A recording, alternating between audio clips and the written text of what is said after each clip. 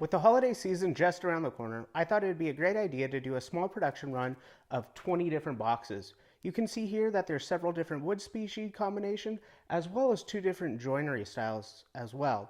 In this video, I'm going to cover how to make a hand-cut dovetail box as well as a mitered box. So no matter your skill level, you should be able to make this box, and I hope you enjoy watching the process. The first step in this project is the milling process. I'm cutting the boards down to length.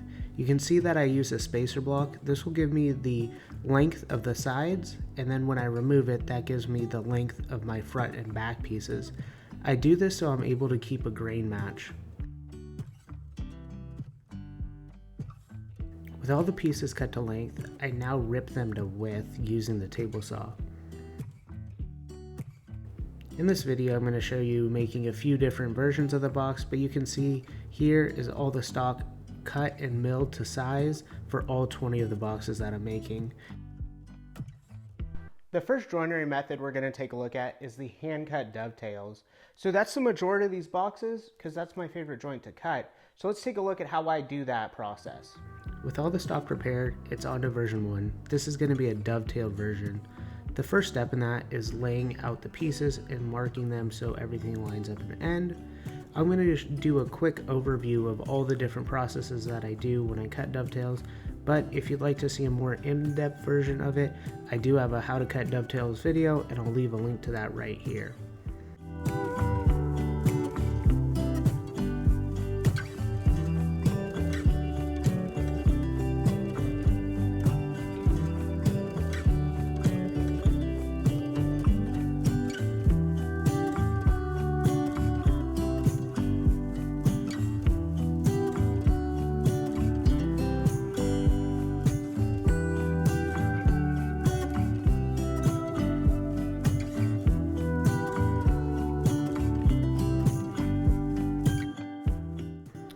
I'm a big fan of pre-finishing. It allows you to finish everything while it's still flat and having to avoid getting into those tight corners. I start by sanding the inside of all the pieces to 180 and then I apply Rubio. You can see that I'm avoiding the glue up surface areas. This is so the glue is able to bind to the wood instead of to the finish. One thing you can do is tape off the joints, but here I'm just eyeballing it and it worked out pretty well. For this cherry dovetail box, I'm using Type-On 2 for the glue up. You can see that I'm putting the glue on all the surfaces that aren't covered in finish and then just spreading it out and then seating them together. One nice thing about pre-finishing the inside of the boxes is it's a lot easier to manage the glue squeeze out. The glue doesn't bind to the Rubio, so after a few minutes I'm able to come back and wipe it up with a rag and there's no residue left over.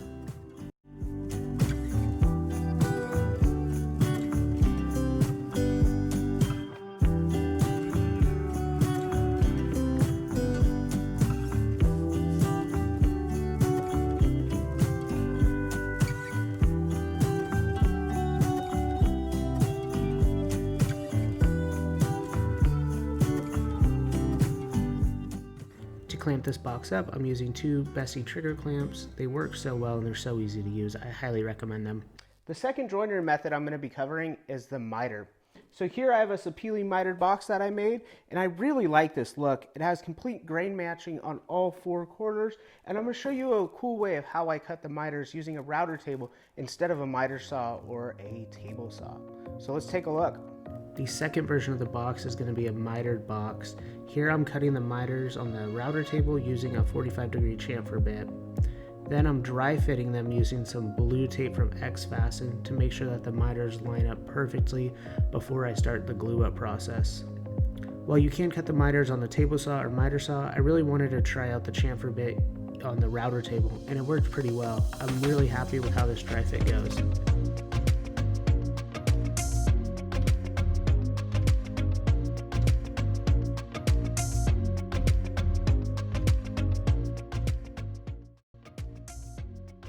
Since the dry fit went well, I'm able to start the glue up process.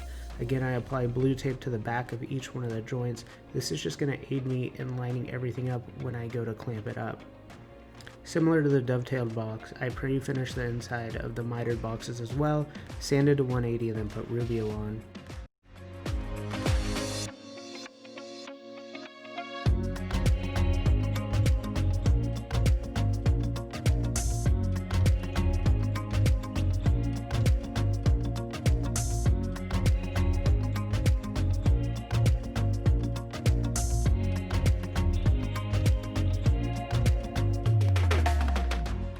You can now see how the blue tape really helps me bring this box together. For a miter joint like this, you could just stop here. The blue tape will provide enough clamping pressure. But just in case, I use this Bessie band clamp to make sure that the joint doesn't come apart at all. These clamps are super easy to use. If you haven't checked them out, I highly recommend it. They have a few different versions of it, but this is my favorite so far. With all the boxes glued up, I now go to flattening them. They are pretty flat to begin with, but I want to make sure everything is dead flat, so I created this jig with some 80 grit sandpaper to make sure that everything lines up perfectly. With all the edges lining up perfectly, I now work on the bottom. To create the bottom, I'm going to use a rabbiting bit on the router table. This will allow me to inset a panel underneath.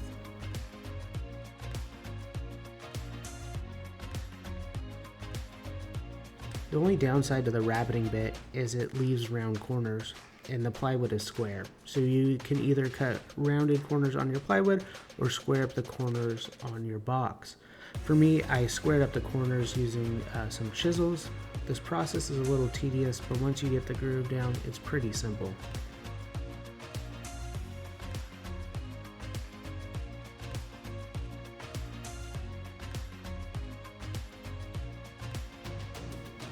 With the bottom prepared, I'm going to use some Titebond Quick and Thick to inset this panel. For the cherry boxes, I use some cherry plywood, and the walnut boxes, I use walnut. You can see that I just spread it out in the corner and just drop the panel in, and then I use some micro jig match fit clamps to clamp the panel in place while the glue dries.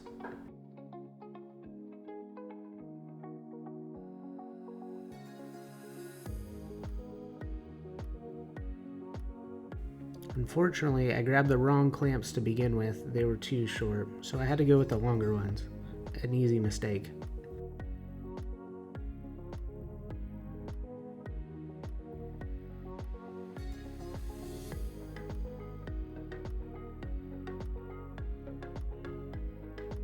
With the box complete, all I have left is the top. This top is going to be an inset top, so to create that, I use a rabbiting bit again and create a rabbet on all four sides. This will allow the top to sit in while it doesn't move around. One tip that I'll give you right here, you can see that I do both end grain sides before the long grain. This is because the end grain has a lot more tendency to tear out, and then you can clean it up when you come back on the long grain side to keep the show faces looking nice.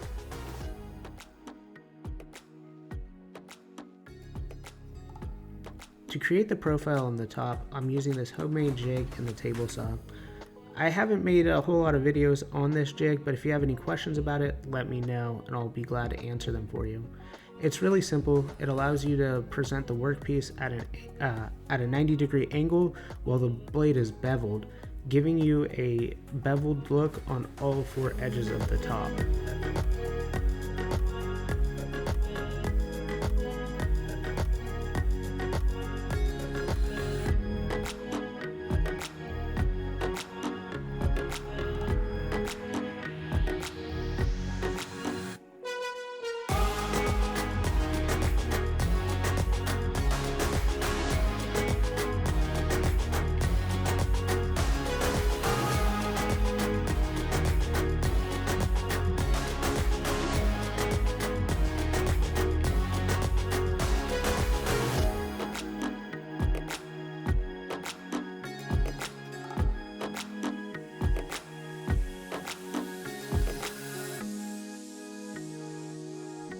Thank you so much for taking the time to watch my video. I really hope you enjoyed watching the process of how I make these boxes, the mitered box as well as the hand-cut dovetail box.